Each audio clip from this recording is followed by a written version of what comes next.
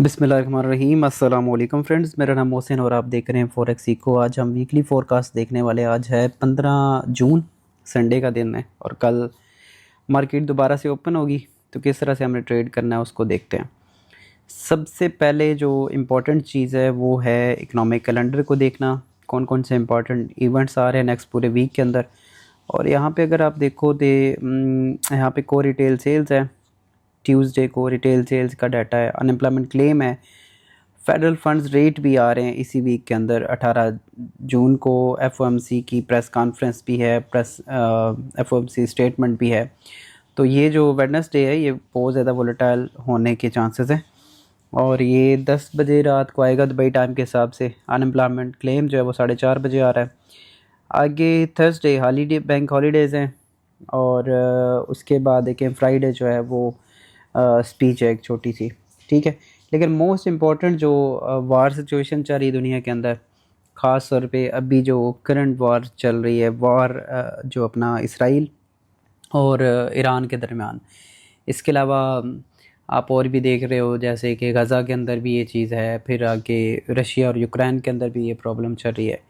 तो उसको देखने के लिए आप डिफरेंट वेबसाइट जैसे बीबीसी और अल जज़ीरा वगैरह को देख सकते हो और इसके ऊपर नज़र रख सकते हो, क्योंकि ऑलरेडी लगातार जो स्ट्राइक्स हैं वो हो रही हैं ईरान की तरफ से भी और उसके बाद इसराइल की तरफ से भी। तो ये अगर बढ़ता है या अगर कुछ न्यूक्लियर या इस तरह का कुछ टेस्ट किया जाता है या वो चीज़ें होती हैं, तो मार्केट में बहुत ज़्यादा जो है ना वो अनस्टेबल होने के चांसेस इसमें मार्केट में मौजूद हैं इस डाटा को देखते हुए, ठीक है। अब हम टेक्निकली मार्केट को समझते हैं और सीखते हैं कि किस तरह से फोरकास्ट भी किया जाता है और कौन से इंपॉर्टेंट एरिया से आपने ट्रेड करना है। यहाँ पे सबसे पहले मैं वीकली चार्ट के अंदर मौजूद हूँ और वीकली चार्ट में अगर आप इसको लाइन चार्ट करोगे तो ये इसकी लास्ट क्लोजिंग प्राइसेस थी और ये हमने लास्ट भी देखा था। ये लास्ट क्लोजिंग प्राइसेस थी जो कि इसने ब्रेक कर दी हुई है। क्लोजिंग क्लियर क्लोजिंग उसके ऊपर आ चुकी हुई है और उसके आगे अगर देखा जाए तो ये इसका एक लास्ट हाई प्राइस है और उसके बाद ये हाई प्राइस है। इन दोनों को भी मार्क कर लेते हैं। अच्छा, इसको देखते हुए सिंपल एक चीज़ तो क्लियर है कि मार्केट जो है ना वो बुलिश मोमेंटम के अंदर मौजूद है। अब हमने रिट्रेसमेंट को पकड़ना है और बाइंग साइड पे, जिसमें बहुत ज़्यादा जो वार की सिचुएशन है वो भी इसी चीज़ का इशारा है कि मार्केट बुलिश साइड पे रह सकती है। टेक्निकली भी मार्केट बुलिश साइड पे है। उसने जो एरिया उसको ब्रेक करके ऊपर क्लोजिंग दी हुई है, तो ये भी एक बुलिश साइन है। तो हर तरह से जो मार्केट के अंदर सिनेरियो चल रहा है वो बुलिश मोमेंटम ही है। और उसके बाद अगर देखें वीकली में तो ये इसके नीचे क्लोजिंग नहीं है और वो 3200 का एरिया बनता है, 3204 का। तो ये एक इम्पॉर्टेंट रेजिस्टेंस एरिया और सपोर्ट एरिया है वीकली के हिसाब से। बहुत सिंपल अंदाज से मैं आपको समझाने की कोशिश कर रहा हूँ। यहाँ पे अगर आप देखो तो ये एरिया इम्पॉर्टेंट है 3350 का। यहाँ से बाय आप कर सकते हो या इसको ब्रेक होने पे यहाँ से बाय किया जा सकता है। तो बाइंग हमने देखनी है, सेलिंग नहीं देखनी। सेलिंग कहाँ से देखेंगे वो भी आगे चल के हम और मज़ीद लेवल्स को देखते हैं। अच्छा, डेली में अगर आप आ जाओ तो डेली में अब ये चीज़ एक वाज़ह हो चुकी है कि क्या चीज़ हमने कहाँ से क्या चीज़ करनी है। 3384 वाला एक एरिया भी है और लास्ट अगर हम स्ट्रक्चर की बात करें तो ये 3310 का एरिया है और इसको अगर हम मार्क कर लें कुछ इस तरह से, तो जब तक मार्केट इस ग्रीन जो अभी हम एक बनाया है अपना रेक्टेंगल, इसके ऊपर मार्केट ट्रेड कर रही है तो तब तक बुलिश साइड है।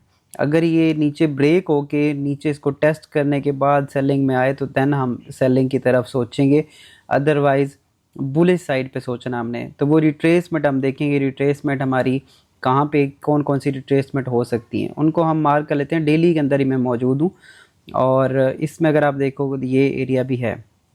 तो ये अब हमारे पास जो करंट सपोर्ट हैं वो ये है। सबसे पहले तो ये है जो वार सिचुएशन चल रही है उसकी वजह से हो सकता है कि गोल्ड यहाँ से ब्रेकआउट करे और ये क्योंकि एक लास्ट इसकी क्लोजिंग यही वाला एरिया था और यहाँ से अगर क्लोजिंग कर जाता है तो यहीं से फिर हम बुलिश साइड पे बैठ सकते हैं। और अगला टारगेट इसका 3500 और फिर इसका टारगेट 3700 और 4000 की तरफ जो गोल्ड है ना वो जा सकता है, ठीक है। अच्छा, लेकिन अगर नीचे आता है अच्छी प्राइसेस पे अगर हमने बैठना है तो वो कौन कौन सी प्राइसेस हैं, इसके हिसाब से अगर हमें देखा जाए तो हमारे पास जो अगला स्पोर्ट एरिया है वो 3385-84 का है। यहाँ से अगर प्राइस मिलती है तो ये बेस्ट प्राइस है।